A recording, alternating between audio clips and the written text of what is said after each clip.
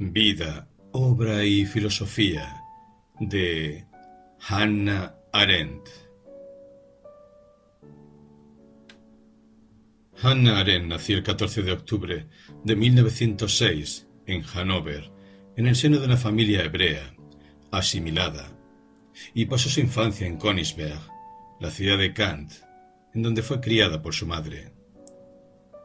De una inteligencia clara y precoz, Arendt lee a Kant y a Jaspers a los 14 años. Se apasiona por el estudio de griego y por Kierkegaard, a quien lee a los 17 años.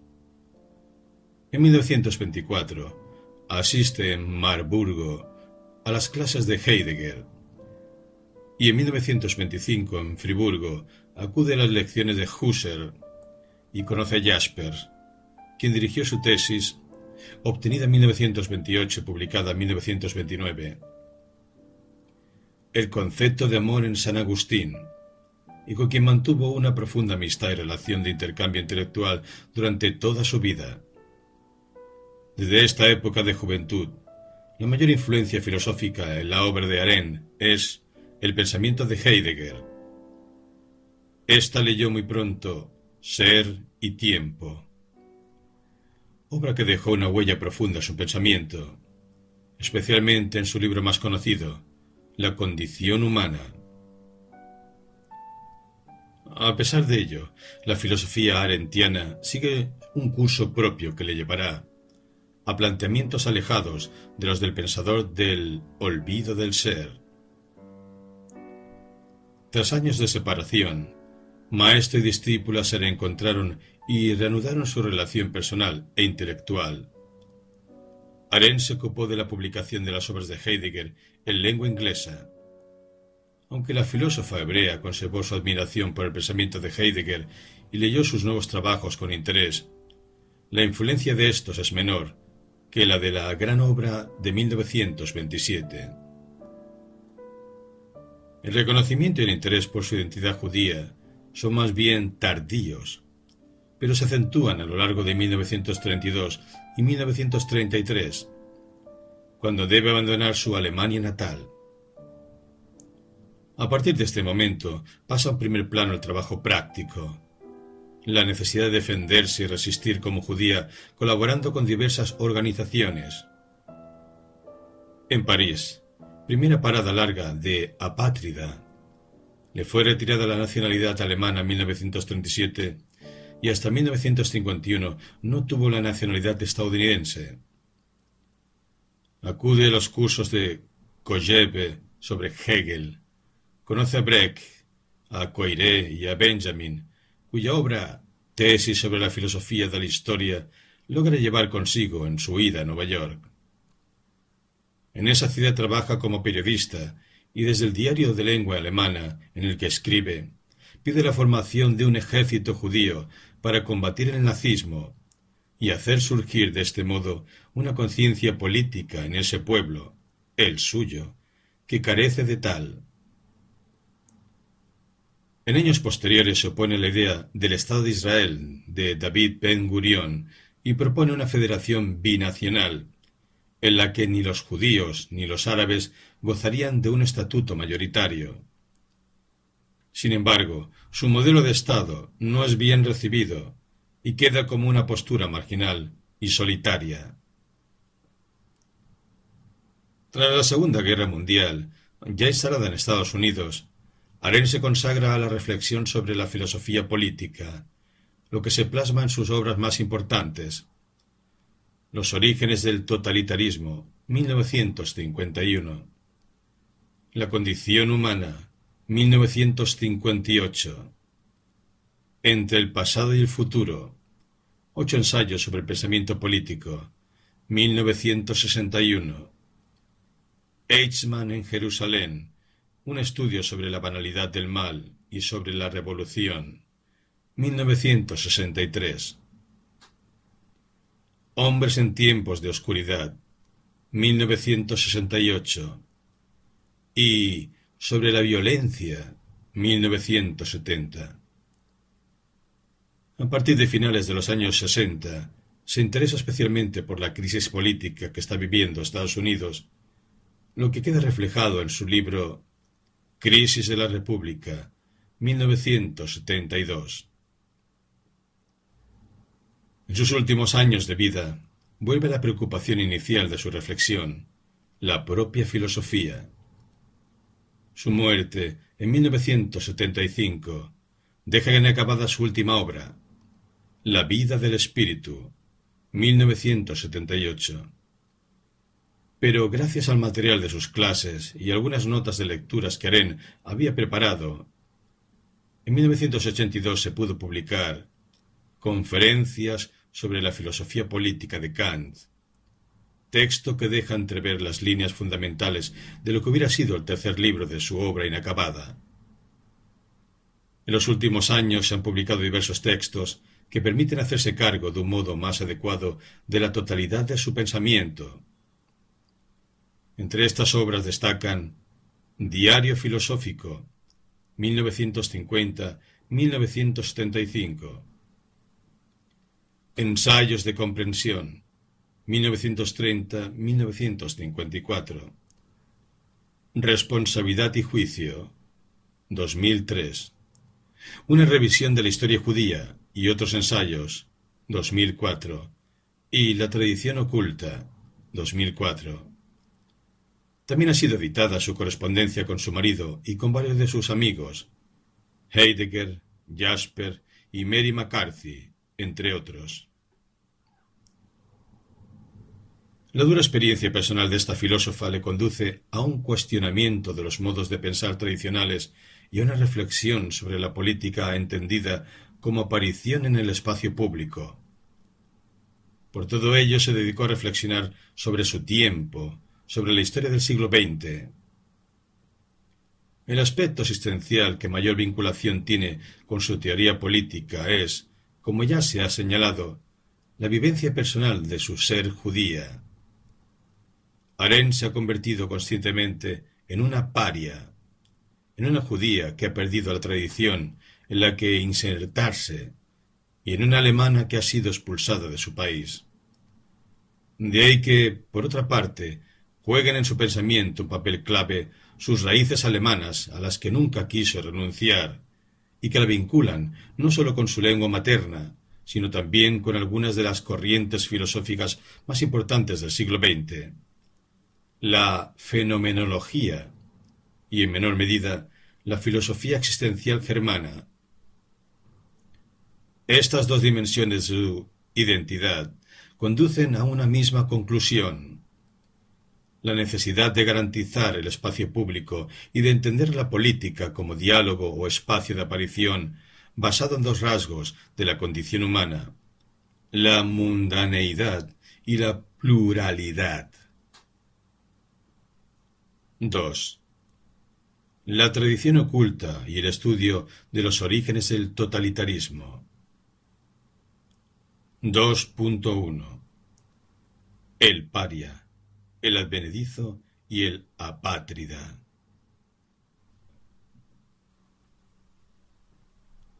Las primeras obras de la pensadora alemana, dejando de lado su tesis dedicada a San Agustín, se centran en reflexiones sobre lo que podría denominarse temática judía. Rachel Varnhagen, La vida de una judía, comenzada en Alemania en 1929, terminada en Estados Unidos y publicada por primera vez en Londres en 1958.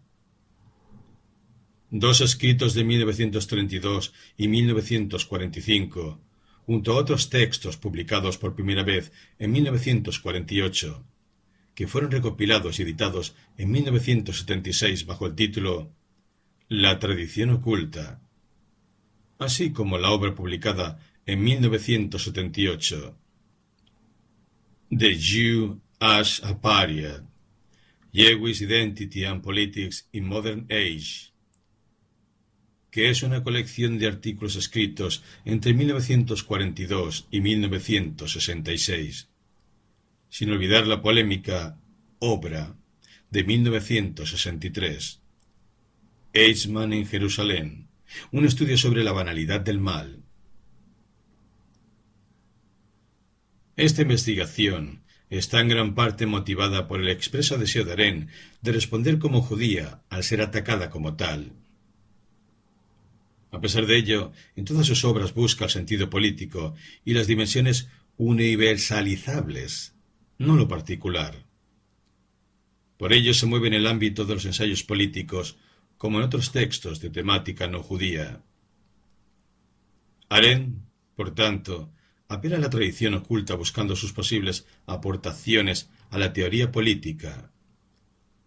En su estudio destacó dos categorías tomadas de Weber y de Lazare: el paria y su oposición al advenedizo, así como el apátrida, que es una de las figuras que mayor importancia adquiere tras la Primera Guerra Mundial. Estas son las categorías que ha aportado el pueblo judío, que ha sido siempre el pueblo excluido del seno de los pueblos de Europa. Han sido los judíos los que han creado la idea de un tipo humano peculiar y dotado de un papel relevante en el mundo moderno: el paria. Este tipo humano ha adoptado diversas formas, que Aren simboliza en 4. El shlemi, término yiddish que designa a una persona con intervenciones desafortunadas o que es víctima de la mala suerte, de Heine. El paria consciente de Lazare, el sospechoso de Chaplin y el hombre de buena voluntad de Kafka.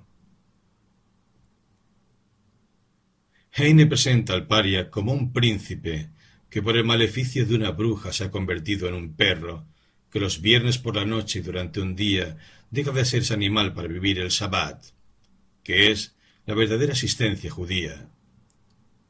El poeta del pueblo, por otra parte, muestra en sus canciones otra imagen del judío, el que queda fuera de las instituciones y no tiene intención de integrarse.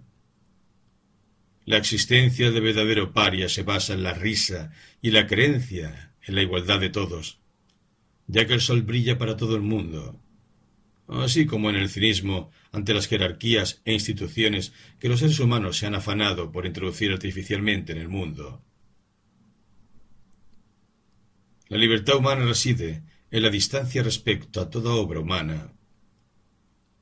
Sin embargo, Heine logró una verdadera amalgama del pensamiento alemán y el judío. Introdujo en la lengua alemana muchas palabras hebreas, por lo que es el único alemán que hubiera realmente podido decir de sí mismo que era alemán y judío, ambas cosas a la vez. Para Lazare, el judío emancipado debía convertirse en un paria consciente, un rebelde o un representante de un pueblo oprimido que une su lucha a la de todos los demás pueblos parias. Tanto para el francés como para la alemana es necesario oponerse a la asimilación y enfrentarse al judío advenedizo, ya que éste hace tanto daño al judío como el que no lo acepta. Hay que resistir a la opresión e intervenir políticamente en el mundo de los seres humanos, y quien no lo haga es responsable de su situación. Pero su intento de lucha política se enfrentó con la oposición del paria, que no deseaba ser un rebelde y prefería seguir como estaba, a pesar del alto coste que debía pagar por ello. Con Chaplin, el pueblo más impopular ha creado la figura más popular, el encantador pequeño hombre del pueblo. Este paria es un hombre fuera de la sociedad que choca constantemente con la ley y el orden, y solo se salva por su ingenio o por la bondad de alguno que le ayuda. Es un hombre siempre sospechoso para la sociedad, pero es simpático porque resulta humano e inocente. Esta figura del paria representa a cualquier ser humano. La última versión del paria la encuentra Aren en las obras de Kafka, como el hombre de buena voluntad, que no es nadie para la sociedad, y por ello ve negada su propia realidad. Sus héroes se enfrentan a la sociedad de un modo consciente y deliberado, y muestran cómo les fue a los que trataron de asimilarse al pueblo y exigieron sus derechos como seres humanos, señalando que sólo los aceptarían de este modo. Recibieron como respuesta el desprecio y el miedo del pueblo. Por ello, Kafka opta por el sionismo, que pretende acabar con el carácter excepcional del judío para convertirlo en un pueblo normal, un pueblo como los demás. Para la pensadora judía, la existencia del paria tiene algo que le ennoblece y le hace grandioso, ya que, a pesar de su inutilidad política, vive en libertad y su existencia no es absurda, o no lo era hasta el cataclismo acontecido en el siglo XX. La experiencia del totalitarismo generó a su vez un enorme movimiento de población, lo que hizo que la cuestión de la ciudadanía y su pérdida, el apátrida, adquiriera una relevancia hasta entonces desconocida.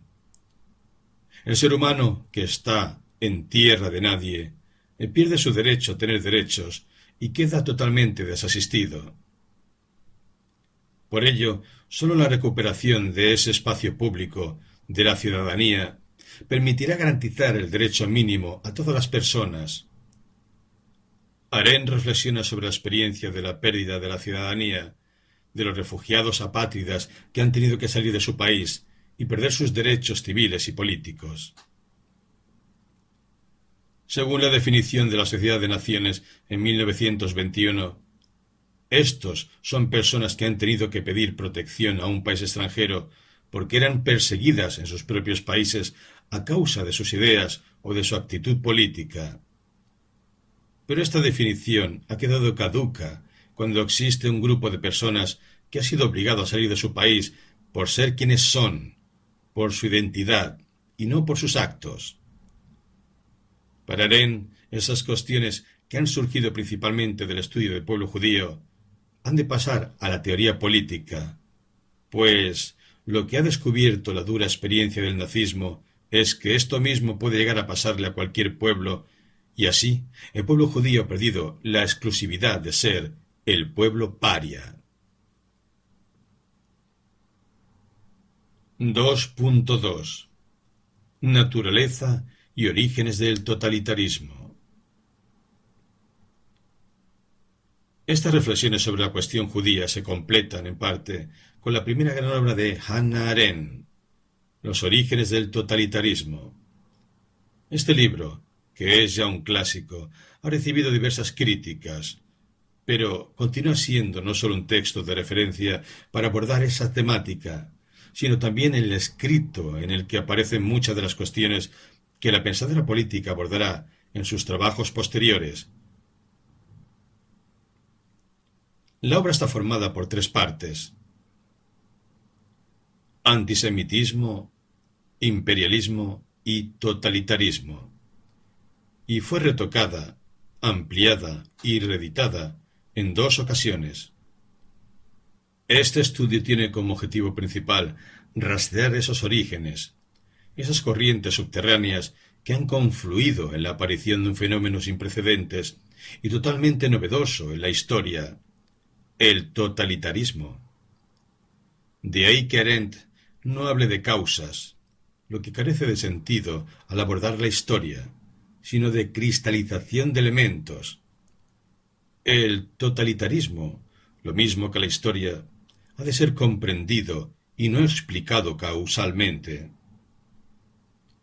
En su intento de comprensión de este fenómeno, la alemana destaca 2 aspectos importantes. En primer lugar, que no se puede pensar con categorías tradicionales, sino que demanda unas nuevas, porque su originalidad es radical y sus acciones han destruido las categorías tradicionales de juicio. En segundo lugar, que el verdadero sentido de la política, que es lo que ha faltado en el totalitarismo, es el discurso, ya que la violencia es siempre muda. El totalitarismo es un concepto poco definido y más bien vaporoso, que había sido estudiado por varios autores con anterioridad a Arendt, pensadores a los que ella tuvo en cuenta, con la intención de ir más allá, precisamente tratando de ofrecer una delimitación más certera de qué sea el totalitarismo. Considera que es una forma política moderna que no se parece en nada a las formas de gobierno tradicionales. Se basa en el poder de la organización, que es capaz de destruir el poder de la realidad, y reposa sobre la masa humana, que ha sido atomizada e indeterminada. El rasgo específico del totalitarismo es el protagonismo de las masas, identificadas con el puro número y absolutamente indiferenciadas. En este régimen, todo se convierte en política y todas las cosas se vuelven públicas.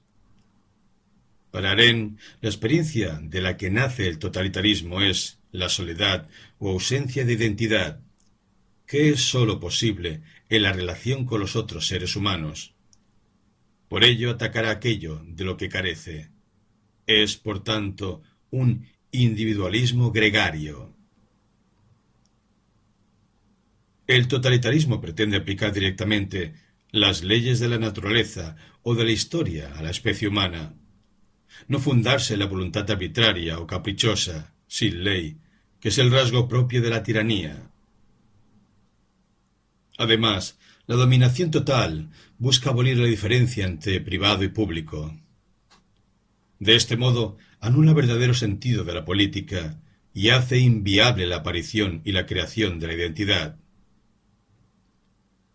El medio del que se sirve para lograr su objetivo es la destrucción de la pluralidad, que se lleva a cabo de un modo gradual. Primero se niegan los derechos de ciertos colectivos, y luego se procede a una destrucción de la persona moral, por lo que se corrompe toda solidaridad humana. Por último, se niega la identidad propia mediante los campos de concentración. En este espacio se produce lo que el filósofo italiano Giorgio Agamben denomina la nuda vida, en la que los seres humanos son encerrados en su soledad y anulados en el olvido, en los pozos del olvido. Por ello, la comprensión de este acontecimiento requiere renovar toda la teoría política. Es la experiencia del mal radical, de que todo es posible y los seres humanos son superfluos. La pensadora hebrea considera fundamental investigar los orígenes de este acontecimiento histórico que ha asolado a Europa. En su estudio indicó que una de sus raíces es el antisemitismo y la otra el imperialismo. Solo en los siglos XIX y XX, tras la emancipación y el aumento de la asimilación, desempeñó el antisemitismo un papel en la conservación del pueblo hebreo, puesto que entonces los judíos aspiraban a ser admitidos en la sociedad no judía. Es decir, para Arendt no es el antisemitismo lo que dota de unidad e identidad al pueblo hebreo. Este es solo uno de los elementos que ha constituido el suelo nutricio del totalitarismo.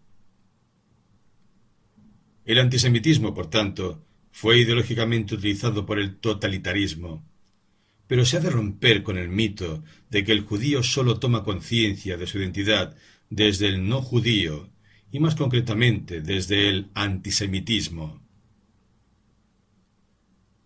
En la primera parte de la obra reflexiona sobre el antisemitismo desde los siglos XVIII y XIX. La pensadora alemana mantiene que la relación de los judíos con la nación-estado en los diversos países europeos explica el surgimiento del antisemitismo, visto como origen del totalitarismo, ya que en las décadas que precedieron a la Primera Guerra Mundial, los judíos perdieron todo papel en las relaciones con los estados, puesto que no habían entrado a formar parte del proceso imperialista y capitalista, y a la vez se encontraron asimilados y desgajados de su propia tradición. Por ello fueron vistos como seres con una gran cantidad de dinero que no ofrecían ninguna utilidad, pues carecían de poder. La otra cara, la asimilación, es estudiada en el segundo capítulo de esta primera parte. Allí Arendt afirma que, provenientes de una tradición que carece de conciencia política, los judíos no supieron ver la tensión creciente entre el Estado y la sociedad, ni ser conscientes de las circunstancias que les iban a convertir en el centro del conflicto. La discriminación social destacó la diferencia de los judíos justo en el momento en que se trató de establecer la igualdad de todos los ciudadanos. La sociedad no admitió a los judíos, sino a las excepciones del pueblo judío, lo que hizo que éstos se dividieran entre parias y advenedizos. Lo verdaderamente demoledor es que en este lento proceso de asimilación se perdió sentido del judaísmo y apareció la judeidad.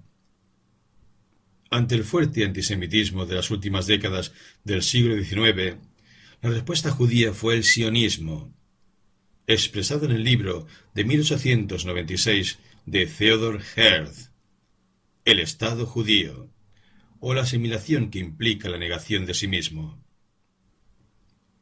Arendt rechaza con ironía y a veces duro sarcasmo a quienes consideraba unos advenedizos.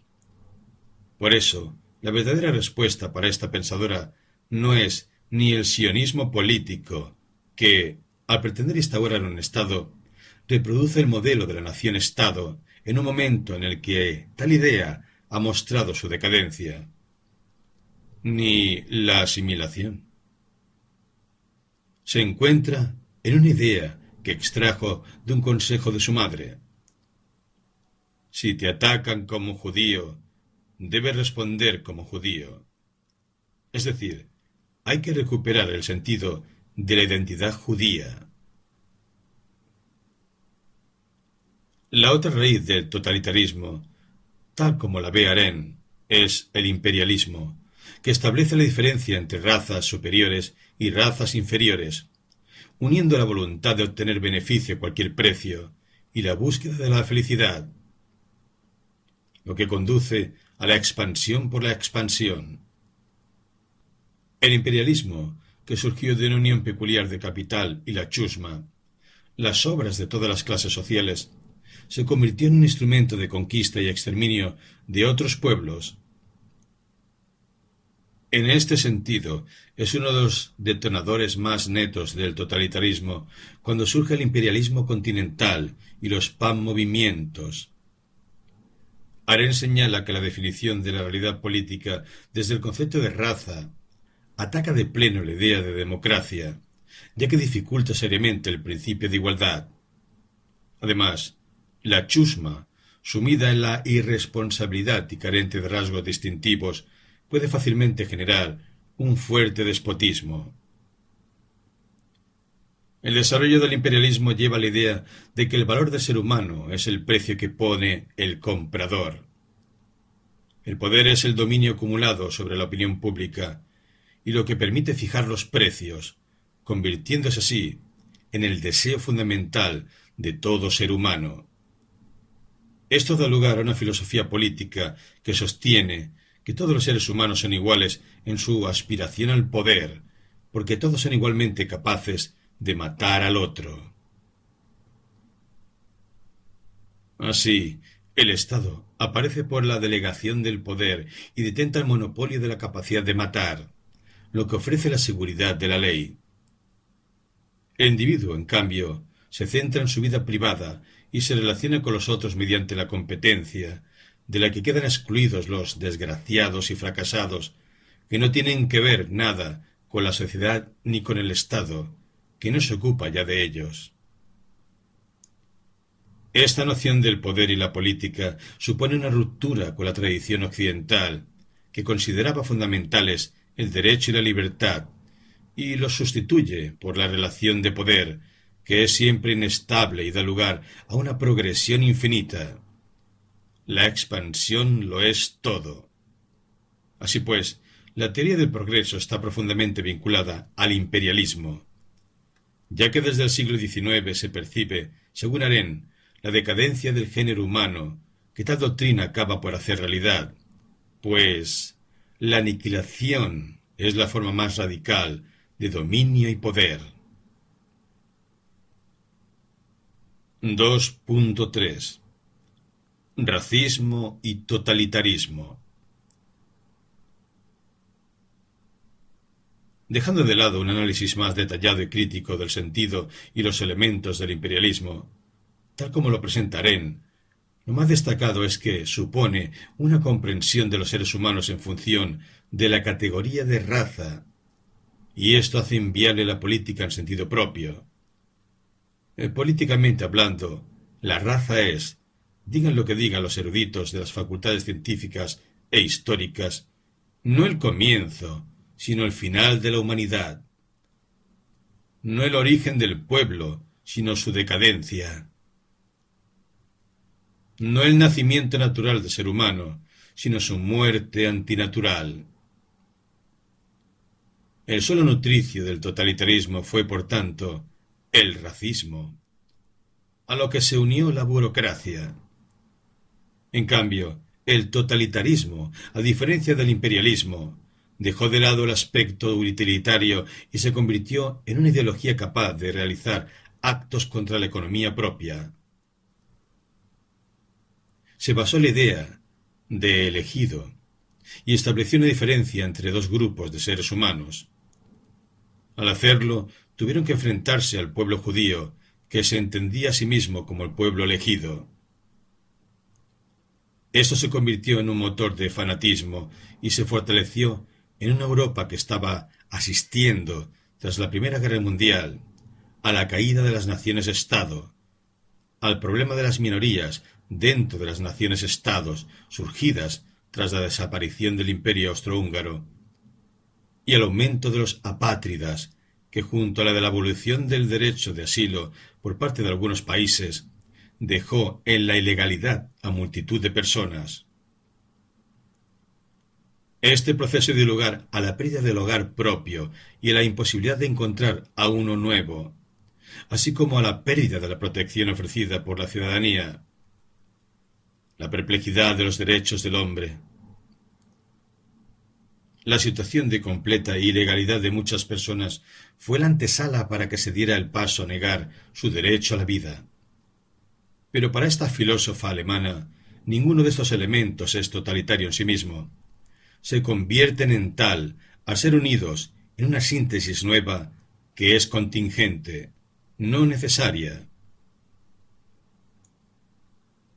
En la tercera parte del libro, sobre los orígenes del totalitarismo, Arendt desea ofrecer una reflexión sobre los elementos que lo conforman: la alianza entre el populacho y las élites, el papel de la propaganda, el tipo de organización del totalitarismo y la importancia de la policía secreta, todo lo cual da lugar a la dominación total y al terror, que es la esencia del totalitarismo.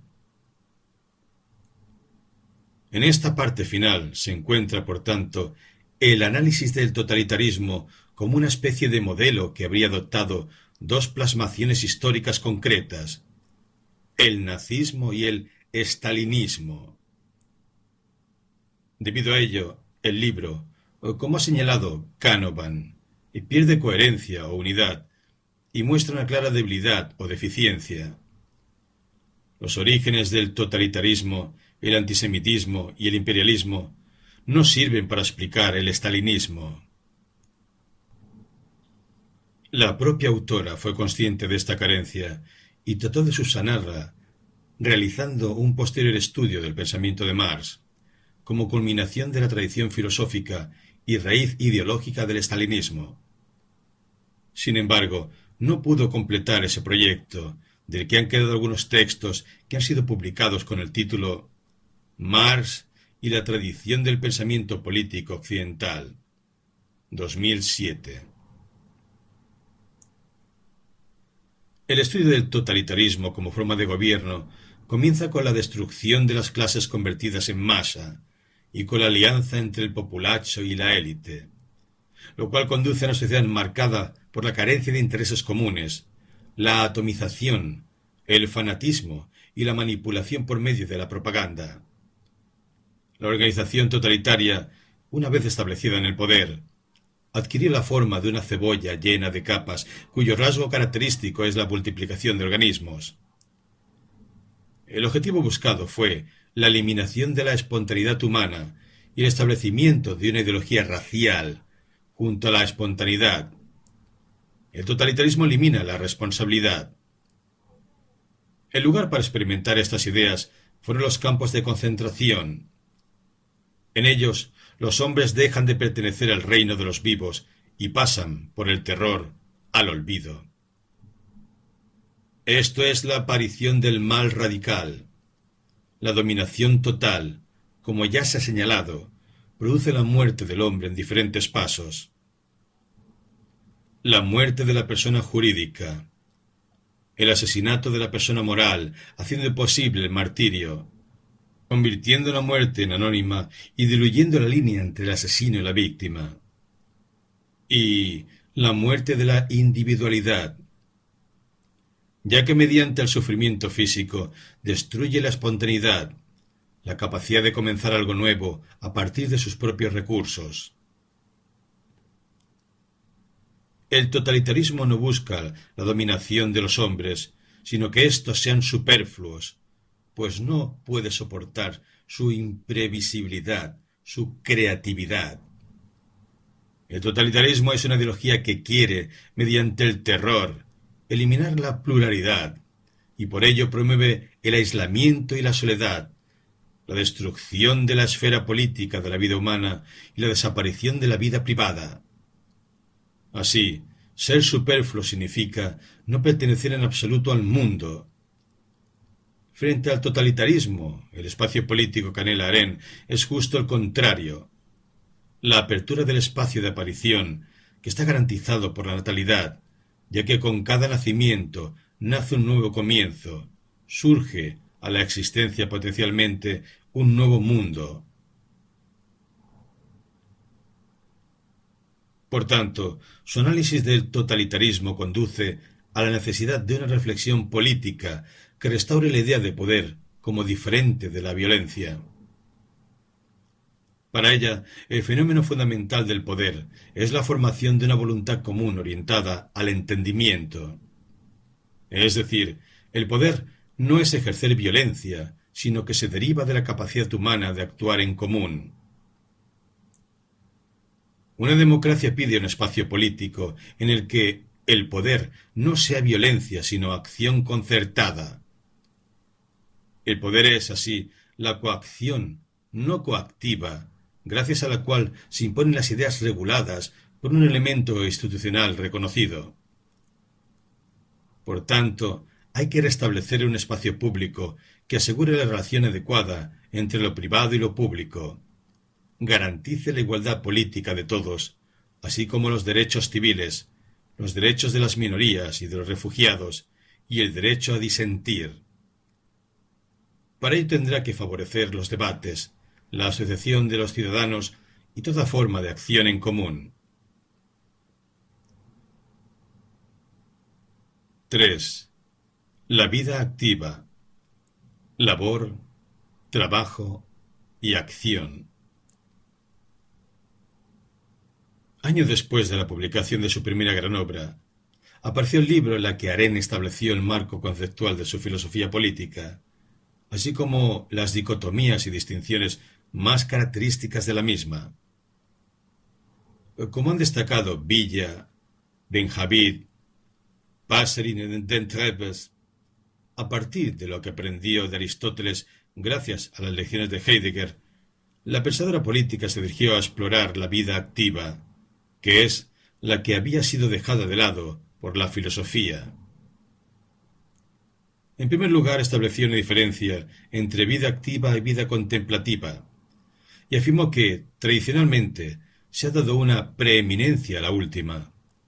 A pesar de que la vida activa es ineludible, se presenta como condición de la contemplación. El enfoque tradicional ha dado lugar a una falta de reflexión sobre la vida activa y sus sentidos.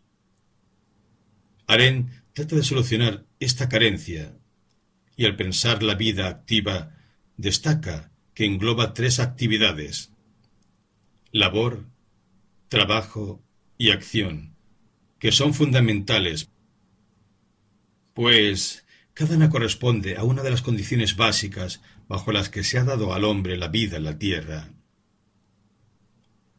A la labor, actividad que está vinculada al proceso biológico del cuerpo humano, le corresponde la condición de la vida. Al trabajo, que está unido a lo no natural y a la producción artificial, le corresponde la mundaneidad.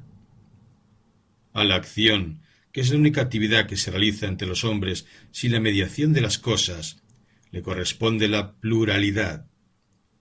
Todo ello está, a su vez, íntimamente relacionado con la condición más amplia de la existencia propia de los hombres, el nacimiento y la muerte. La pensadora hebrea comienza destacando que el ser humano es siempre un ser condicionado, no determinado, debido a que todas las cosas se convierten en condición de su existencia al tomar contacto con ellas.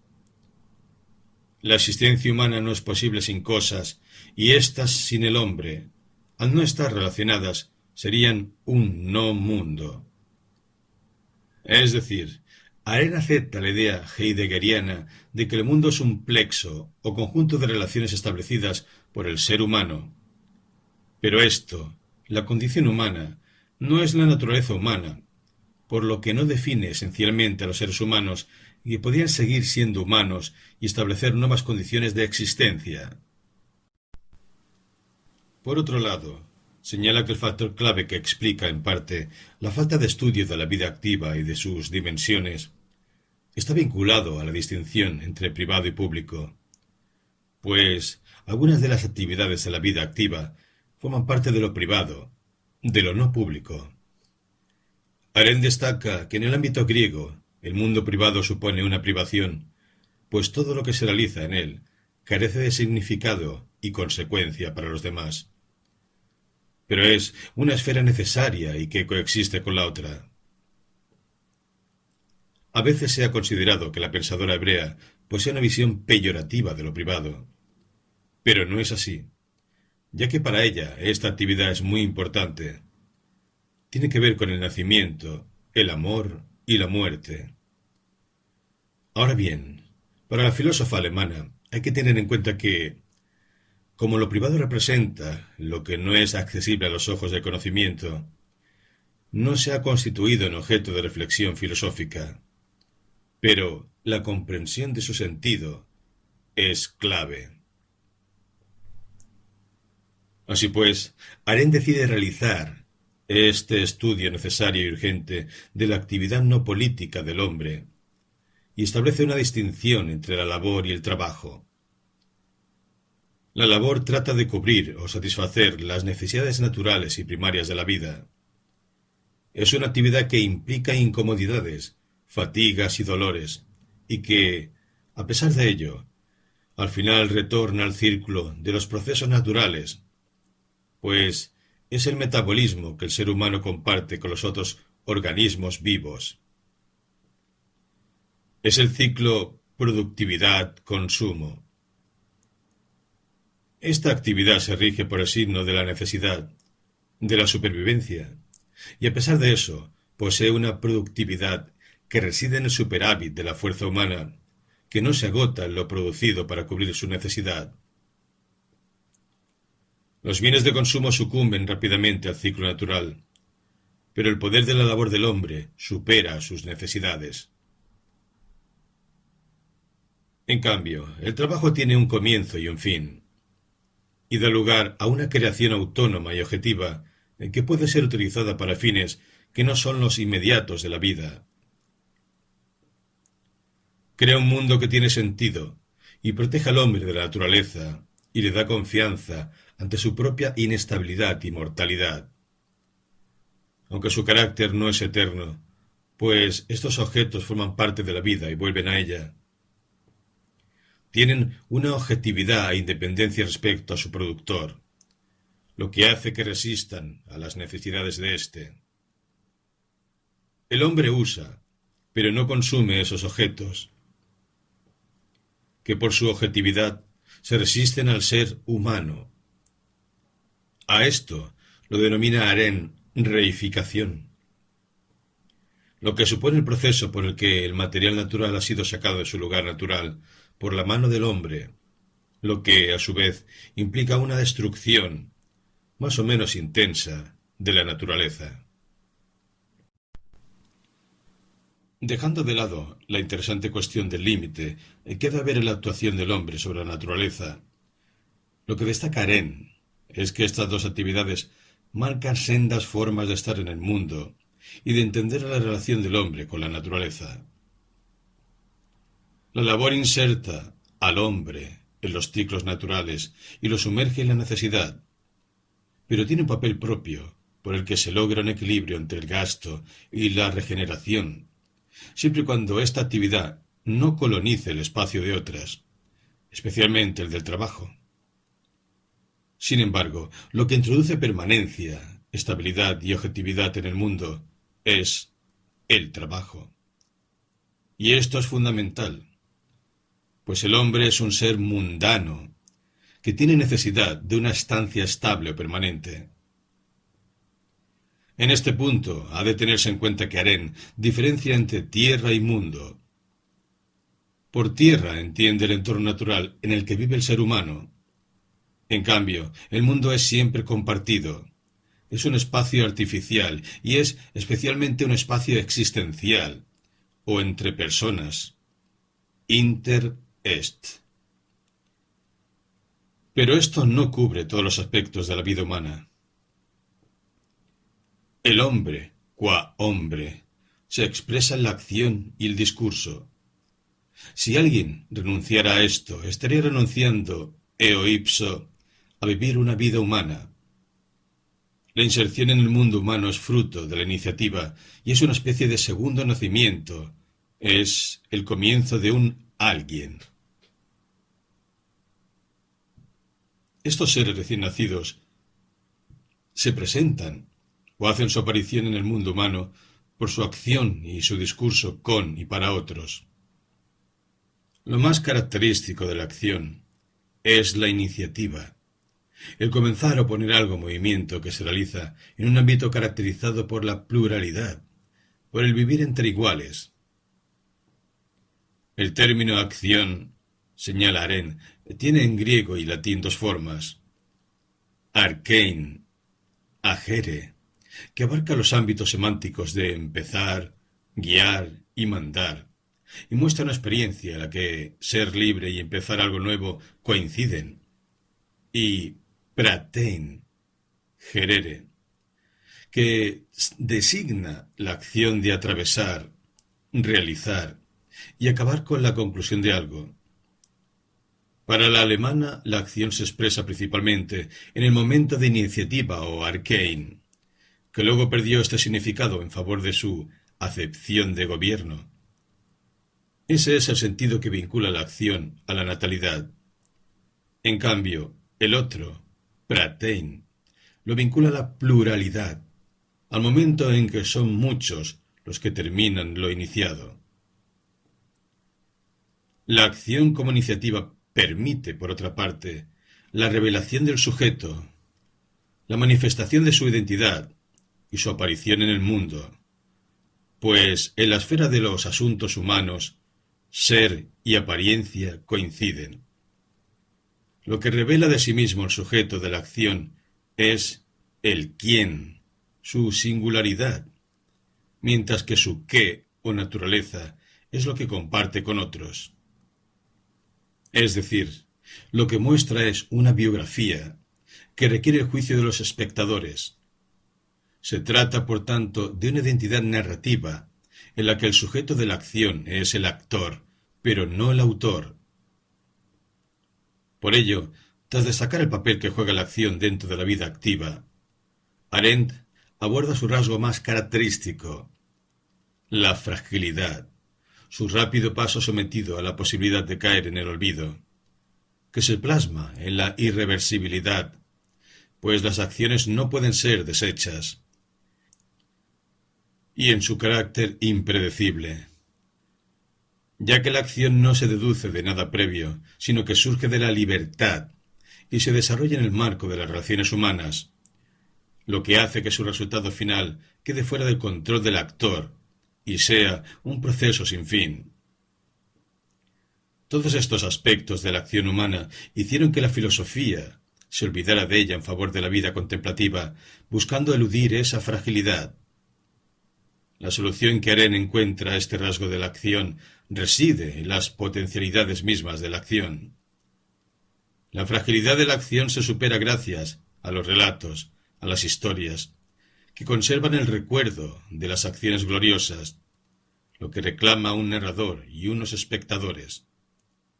Aquello que remedia la irreversibilidad es la facultad de perdonar, lo que no supone la impunidad, porque una cosa es el perdón y otra el perdón judicial.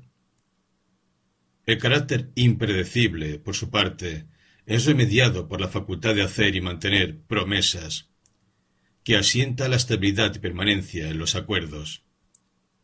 El perdón y el poder de la persona están constituidos desde la misma acción, pues ambos suponen la expresión lingüística, la presencia de otros y una conexión con la temporalidad.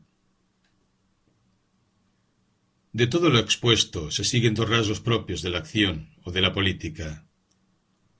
De las relaciones entre los seres humanos por medio de la acción aparece un espacio entre ellos, in between.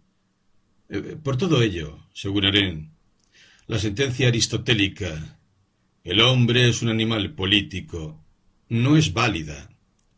Supone que la política es parte de la esencia del ser humano, cuando en realidad es un espacio de relación, algo que está entre los humanos. La acción es, por otra parte, lo verdaderamente público, pues a diferencia de la labor y el trabajo, requiere como condición la pluralidad. Ello significa que esta pensadora alemana está tomando de los griegos, y más concretamente de Aristóteles, la diferencia entre privado y público, como la distinción entre la necesidad y la libertad. De ahí que rechace toda confusión de lo público con lo social, y toda intromisión, sea del tipo que sea, de lo social en lo político. La distinción entre lo político y lo social para Arendt es absoluta. La política no debe ocuparse de lo social. Al separar las necesidades sociales de la política, Arendt excluye la existencia de una justicia social. De ahí que se le haya criticado por no comprender ni la necesidad ni la complejidad de las relaciones que hay entre lo político y lo social. Para ella, la política no ha de ocuparse de las cuestiones sociales porque no son debatibles, sino asunto de expertos, y por ello pertenecen al ámbito de la certeza, no al de lo opinable, que es el ámbito de la política. 4. Las condiciones del espacio político, libertad y pluralidad. La filosofía de Arendt es, por tanto, un intento de pensar la política como un estar los unos con los otros, los diversos. Con esta expresión que recoge la importancia de la pluralidad, la pensadora hebrea procede, por una parte, a una revisión del ser en el mundo heideggeriano, que es visto, de este modo, como ser en el mundo con otros, incidiendo en que el ser con otros no es una existencia inauténtica, sino un rasgo característico de la condición humana. El punto de partida del análisis del mundo y de la mundaneidad para Arendt es, pues, el de su maestro. Pero las correcciones que le hará serán tan importantes que pondrán de relieve que el paso de la ontología a la política exige una ruptura radical con uno de los presupuestos básicos de la noción de ser en el mundo, entendido por Heidegger como un existenciario. Arendt señala, como el punto de separación, la comprensión heideggeriana del sujeto de la cotidianidad como existencia inauténtica, y cifra la condición de la política en la pluralidad. Para Arendt, el análisis del ser en el mundo de Heidegger había desvelado un concepto fundamental para el estudio de lo político, el mundo, aunque este pensador no hubiera sido capaz de romper con el antiguo prejuicio de los filósofos frente a la política.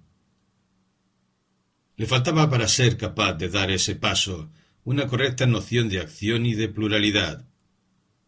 El gran maestro alemán no entendió que la verdadera condición humana es la pluralidad, y que ésta es la condición de toda vida política, ya que es una noción central para entender el espacio público y, gracias a él, la ciudadanía y la democracia. Es decir, en cuanto se ve que la pluralidad es un rasgo esencial del ser humano, se entiende que la política no es una actividad secundaria para este ser, que es, per se, ser con otros. Heidegger se centra en su análisis de ese primer existenciario en los aspectos que inciden en la mundanidad del ser humano y en cómo ese ser en el mundo es primariamente un estar o ser práxico vital y no un conocimiento, relación, noesis, noema. La categoría central de su pensamiento ya no es la intuición eidética, sino el cuidado del mundo, que implica una relación precognoscitiva con éste, un estar cotidiano en el mundo respecto al cual el conocimiento es derivado. Es decir, lo que busca el profesor alemán es precisamente una corrección de la filosofía de su maestro y creador de la fenomenología, Husserl. Al acusar a su mentor de intelectualismo y de haber olvidado la inserción existencial, Heidegger está realizando el paso de la fenomenología hacia el pensar existencial y está modificando de raíz la noción de filosofía de su maestro. Lejos de ser una ciencia rigurosa, es una actividad que tiene que ver más con la prudencia phronesis que con la razón teórica o nous. La disciplina de Heidegger, por su parte, al realizar una rectificación en la noción del mundo, está a su vez dando origen a una nueva comprensión de la filosofía como reflexión sobre la vita activa, y especialmente sobre la política, entendida como espacio público. Para Arendt, la comprensión adecuada del mundo requiere un estudio detenido de la vida activa, que es precisamente lo que no realizó Heidegger y lo que le impidió pasar de la mundanidad a la pluralidad. Por ello, su pensamiento político se funda en una exploración de las formas de actividad humana que destaca de la actividad específicamente humana. Es la acción política o la iniciativa y el debate con otras personas que surge de la libertad. Solo tras un estudio detenido de la vida activa se puede recuperar la pluralidad y ver que el estar en el mundo con otros se realiza a través de la acción y el discurso. El ser con o mundo compartido, que ha sido ganado desde el análisis del mundo, o más concretamente, del ser en el mundo, solo puede dar lugar a lo político si se estudia desde la pluralidad, que es la condición de la acción. Únicamente la pluralidad o reconocimiento de lo común o lo público hace viable la pluralidad de perspectivas del juicio, y con ello lo político en sentido propio. La pluralidad hace posible el mundo como espacio de aparición, como espacio configurado por actores y espectadores. La política tiene que ver con la acción, ya que ésta presupone una pluralidad que aparece en un espacio público, en el que la acción se convierte en palabra que no expone un saber, sino una opinión formada por la prudencia y el sentido común. El otro rasgo característico de la acción humana es la libertad, que es comienzo e iniciativa. Pocas frases aparecen tantas veces y en tantas obras de Arendt como la que toma de Agustín de Hipona, a quien dedicó su tesis. Para que hubiera un comienzo, fue creado el hombre. Al establecer la diferencia entre principium, mundo, e initium, hombre, San Agustín destaca que el inicio del hombre es el inicio de alguien, que es a su vez capaz de iniciar por sí mismo nuevos cursos de acción. La noción arendtiana de libertad como comienzo, iniciativa o natalidad, está íntimamente vinculada con la contingencia, con el hecho de que la acción humana es capaz de iniciar algo nuevo, algo imprevisible, que una vez acontecido es irreversible. La alemana vincula la política con la libertad. El sentido de la política es la libertad. En primer lugar, Arendt considera que Agustín de Hipona es quien mejor ha señalado este rasgo porque es el filósofo que vivió el nacimiento de un nuevo orden secular. Para esta pensadora, incluida por la lectura heideggeriana de Agustín, como un tribuno de la plebe. Este es un filósofo romano que debería ser considerado el primer filósofo de la voluntad. La cuestión que más le interesa a Arendt del pensamiento agustiniano es su tratamiento de la voluntad como capacidad de iniciar algo nuevo, como capacidad de comenzar espontáneamente una serie de acciones en el tiempo. Esta visión de la acción como iniciativa es, por tanto, una crítica de Arendt a la voluntad como facultad de elección, libre arbitrio o autodeterminación. Lo que la filosofía ha olvidado es que la experiencia humana de la libertad es la política y no la libertad interior, que surge de un alejamiento respecto al mundo. La libertad no es un sentimiento interior, sino una manifestación exterior. Esta libertad política como acción con otros es identificada por Arendt principalmente con el discurso. Los intérpretes de su pensamiento han mostrado que hay en su obra dos nociones de acción. Por una parte, la acción es el hecho o hazaña debido a la influencia de Homero, y por otra es el discurso, por la influencia de Aristóteles y la idea del ciudadano deliberativo. La experiencia política de Grecia para la alemana muestra que la acción política, a diferencia de la prepolítica, es discurso y no violencia. Por ello, Arendt insiste en que la vida política es la relación entre las personas por medio del discurso y el debate. Como han señalado diversos estudiosos del pensamiento arendtiano, especialmente Canavan, estas ideas inscriben a Arendt en la tradición del republicanismo, que considera el espacio público como espacio de libertad política. 5. Fundación y mantenimiento del espacio político. El poder frente a la violencia. La política es el espacio en el que se tratan los asuntos humanos, que concretarán en leyes, constituciones, estatutos e instituciones. La política es, por tanto, un espacio delimitado por leyes, que es lo que permite la acción y el discurso. Por ello, una de las cuestiones claves para esta pensadora fue la fundación de la ciudad y, profundamente conectado con esto, las revoluciones modernas que dan lugar a la reemergencia de la auténtica política. El estudio de las revoluciones le permite a Arendt recuperar el tesoro perdido de la experiencia política de la fundación y del sentido de la felicidad pública. La capacidad de iniciativa, de dar lugar a algo nuevo, se ve, según la alemana, principalmente en los primeros momentos de las revoluciones y las experiencias de los consejos populares, que ella ve como el mejor remedio a la sociedad de masas y como el resultado espontáneo de todas las revoluciones. Arendt está pensando, en este caso, no solo en la Revolución Francesa y Americana, sino también en la húngara. El otro problema es cómo mantener ese espacio, ese momento fundacional de inicio, creación y comienzo, sin que se deslice hacia una institucionalización de la acción que impida el verdadero ejercicio de la política. El acto de fundar un nuevo cuerpo político supone una preocupación por la estabilidad y durabilidad, pero no puede reducir el espacio de aparición y de toma de decisiones. Es decir, Arendt es partidaria de una democracia directa frente a una representativa y, siguiendo a Jefferson, de un sistema federativo.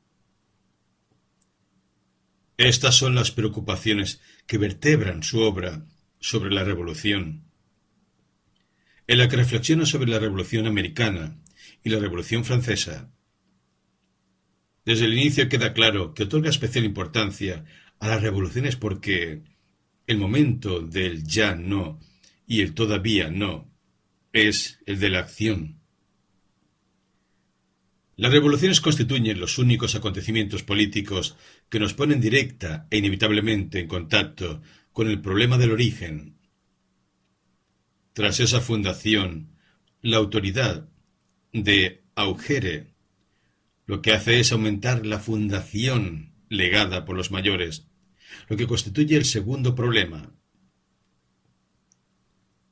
Arendt inicia su estudio de las revoluciones con el acto fundacional y considera que la cuestión social, la pobreza de la mayoría, no jugó un papel en la Revolución Americana, pero fue un aspecto clave en la francesa. Tras haber establecido en obras previas la diferencia tajante entre lo político y lo social, tratará ahora de poner de relieve que el verdadero sentido de la revolución es político, por lo que no debe estar mezclado con aspectos sociales ni dirigirse a la liberación, sino a la libertad. Pero ni la violencia ni el cambio pueden servir para describir el fenómeno de la revolución. Solo cuando el cambio se produce en el sentido de un nuevo origen, cuando la violencia es utilizada para constituir una forma completamente diferente de gobierno, para dar lugar a la formación de un cuerpo político nuevo, cuando la liberación de la opresión conduce al menos a la constitución de la libertad, solo entonces podemos hablar de revolución. Al analizar las dos revoluciones modernas, la americana y la francesa, afirma que sólo la americana ha logrado una institución política sin violencia y con ayuda de una constitución. Esto fue así precisamente por el papel que la cuestión social tuvo en la Revolución Francesa, pues lo social está vinculado a la necesidad, y ello desencadenó el terror que terminó aniquilando la misma revolución. Para ella, las revoluciones permiten la reemergencia de la auténtica política, así como vislumbrar la diferencia entre poder y violencia. Si la cuestión social entra en la revolución, genera violencia y por ello mismo hace que desaparezca el poder y la política. La pobreza y la miseria dan lugar a la compasión y la piedad, y éstas no apelan a la discusión, sino que actúan de modo directo y violento. De ahí la incompatibilidad de la política con los sentimientos y pasiones.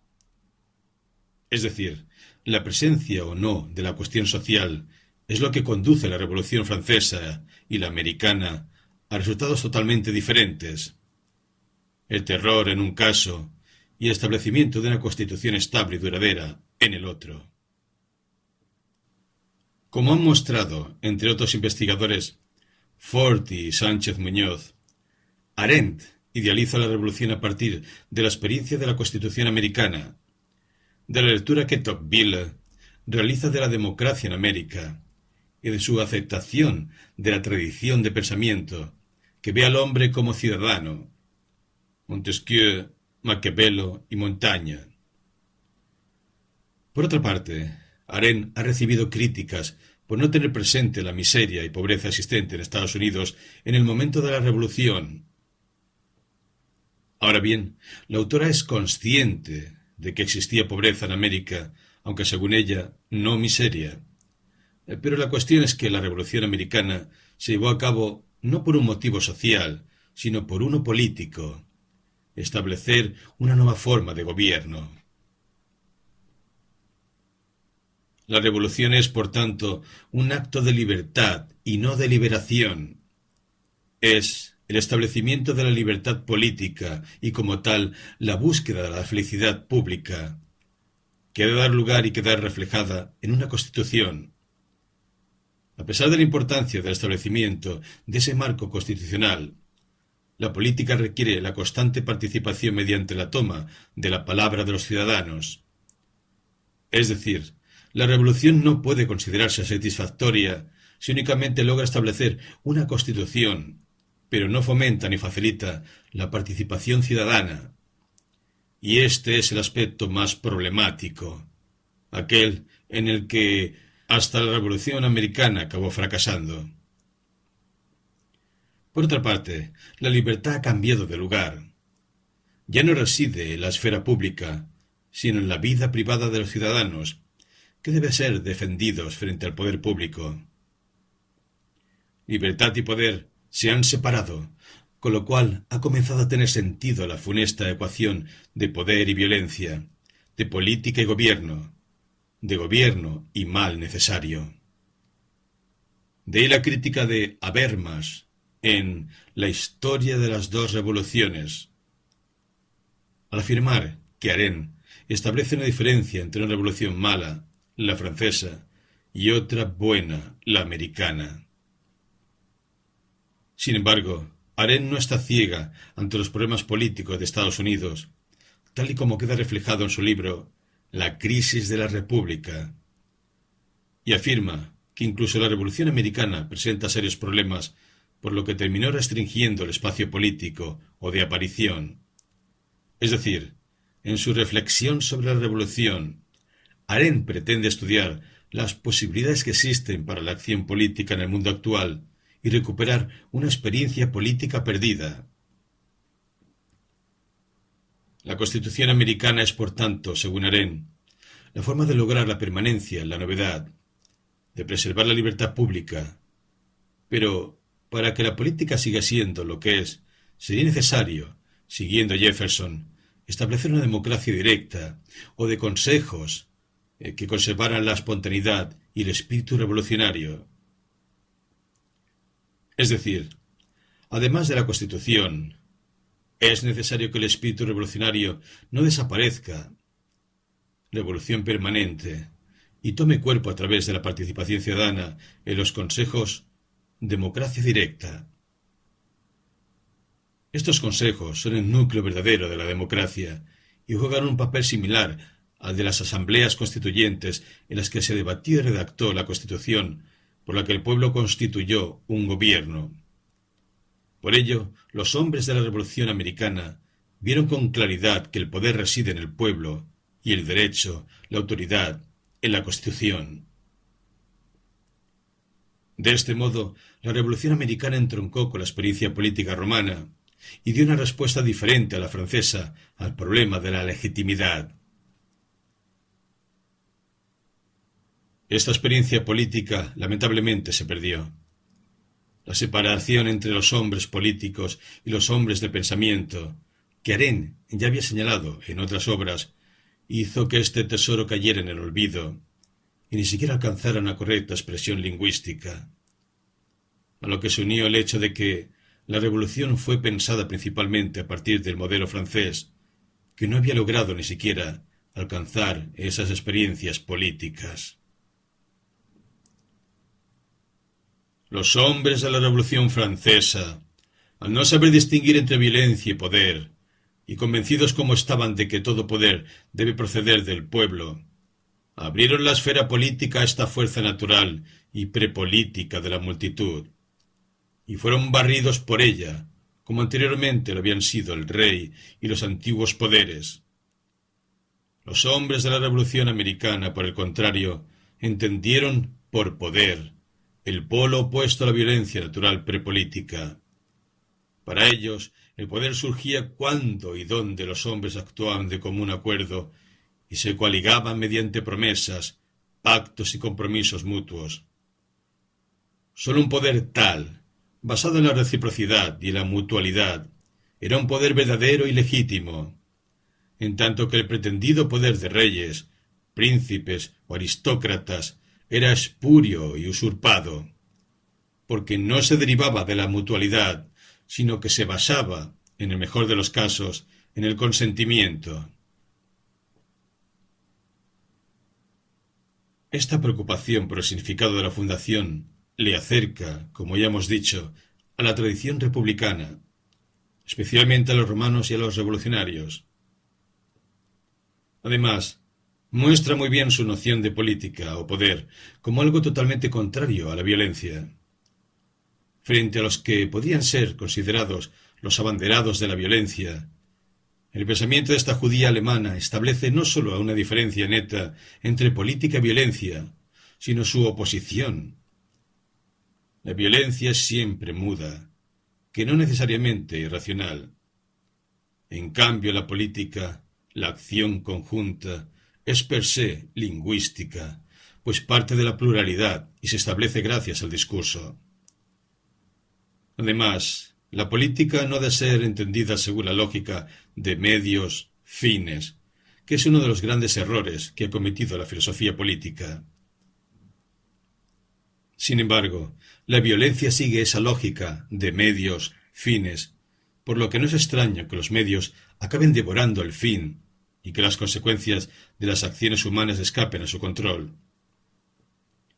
Por otra parte, el poder se basa en el número, pero la violencia, por su apelación a los medios o instrumentos adecuados para su fin, no necesita el apoyo de la mayoría. Incluso puede adoptar la forma de uno contra todos. La filosofía política ha utilizado desde su mismo nacimiento nociones y metáforas inapropiadas que han conducido a la identificación del poder con el dominio y de éste, según la misma lógica, con el control de la violencia o de los medios violentos. Sin embargo, si el poder no es el dominio, surge, en primer lugar, la posibilidad de entender la política como acción, empezar algo nuevo y mantenerlo, lo que implica pluralidad. Y en segundo, la opción de dar la vuelta a la legitimidad de la violencia.